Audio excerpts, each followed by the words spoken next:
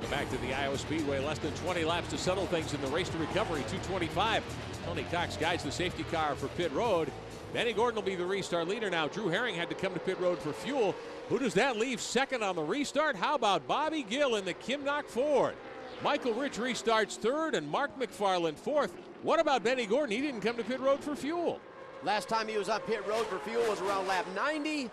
That's 135 laps. He's going to try to make it to the end. He can't make it, but I've said that before. Oh, man, we'll have to watch it. Oh, caution on the Speedway. Caution, there's been some contact, some moisture down. Looks like J.P. Morgan, the Phil Morgan Pottery 23, and Mikey Kyle, the Vis Viva Energy Drink 65, got together, and there's fluid down, also some debris. That looks like a wheel bearing cap, right? Well, that can be the cover that goes on the rear hub, and that means if that came off, the grease can come out with it. All right, let's take a look at our Lucas Oil race recap here. Early in the going, the battle between Mark McFarland, the Sears Auto Center 81, Benny Gordon in the Samuel Metals car. McFarland to the inside grabbed the lead. Now on lap 36, Gordon right back at him on the inside as they head down into 3. He would retake the top spot at this point. Both these drivers still players in this. Lap 58, James Busher, the Mercedes Holmes 84, with a low move down the backstretch. He grabbed the lead for the first time tonight. He would take Joey Colder with him in the Darrell Gooden Foundation 02. Lap 169, Caleb Holman leading in Charlie Henderson's car. And on the bottom, that Samuel Metals Ford, the Predator Performance car of Gordon to the inside, to retake the lead as they hammer down the front stretch. Gordon the leader. That's your Lucas Oil race recap. Don Herman's in the flag stand tonight. It's been a tough week for everyone involved with the USAR Hooters Pro Cup Series. Rusty Cruz is filling in downstairs as the competition director for the first time because Daniel Schmitz, one of our series regulars, a great guy, has got some health issues as well. Couldn't make the trip to Iowa Speedway tonight. We mentioned Mike Lowe recovering as well in the hospital, our normal safety car driver.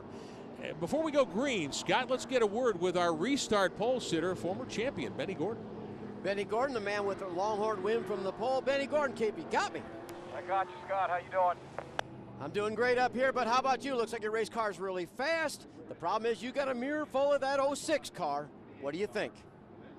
We all know how big a pain in the butt he can be, and I don't know how good his car is, but I don't know that it even really matters. As long as his car is still running and he's in second place, he's always a threat. So I'm not going to take him lightly. I know we've been pulling away from him, but I'm not going to take him lightly. I'm going to get up on him.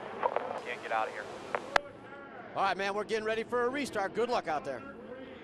That's Dana White on the inside, the Southeast Outdoor Products 3. That's Daniel Johnson's car. That was the car that nearly won here 2 years ago. He is the first car a lap down. He'll restart 17th. Safety car heads for pit road. You've got Gordon on the restart pole. Bobby Gill will restart second.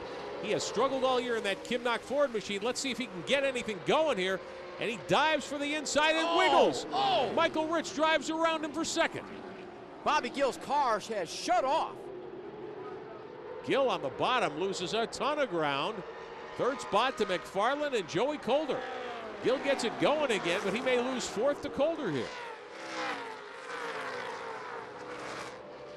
Derek Kale on the inside in the 22 North. Looks like he's going to try to make a run at Gill as well. Boy, Bobby Gill just cannot buy a break this season. And I was just thinking the same thing. He got himself into position and worked hard, got him to second, and he had a good race car, but just a little bit of bad luck. And now it's the 81 going after that 28 car, Michael Rich. I don't know, Rick. When it comes time to making the money, it's always the experience that's up front. Mark McFarland, the Sears Auto Center machine. Michael Rich will tuck in behind him here. Now, the 81 and the 66 have pretty much been the class of the field tonight. They really have. They've led the most laps. They've been out front. And those are the guys you're going to measure off of. The 28 car, Michael Rich, with a great run. Hopefully he can finish just a third. He's got to feel like that was a good win. But the big story here has been the fuel mileage that Gordon's been getting. Now, he's been pretty conservative as fast as that car's been. We've seen him roll out of the gas tonight. We've seen him give up the lead a couple of times. But when it's counted, Gordon's been able to march right back to the front. And he's out front right now, and I've said this before, there's no way he can make it to the end on fuel. I've said it twice this season, and it's cost me. He's won, and I was wrong. I'm not going to say it tonight. Let's just see if he can make it. Well, he did it in the opener of the championship series at Mansfield Motorsports Park in Ohio a couple of weeks ago. He's got to go 118 miles tonight to make the deal work.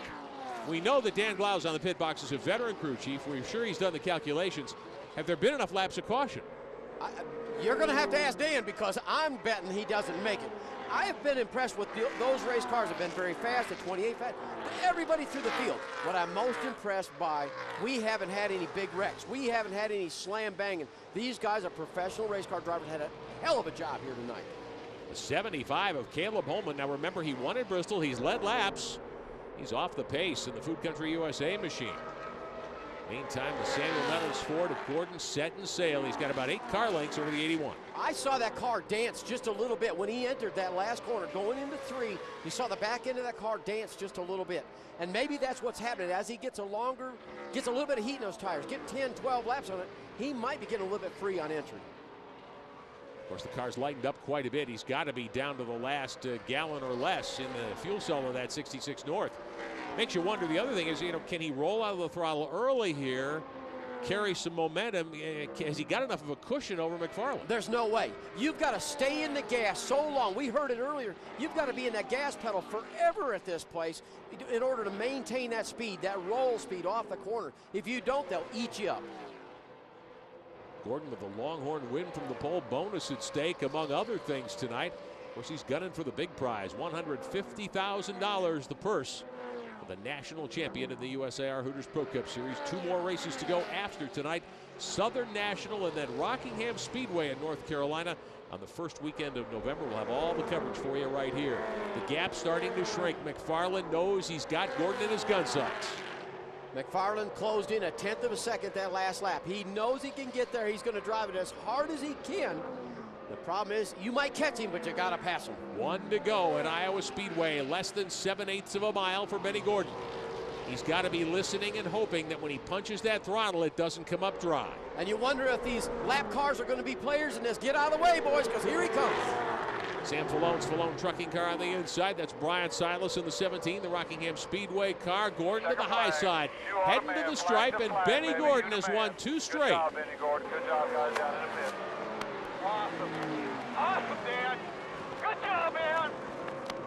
Great job, Benny. Thank you. Thank you. Thank you, Speed. Thank all you guys. Bully. All you guys, awesome.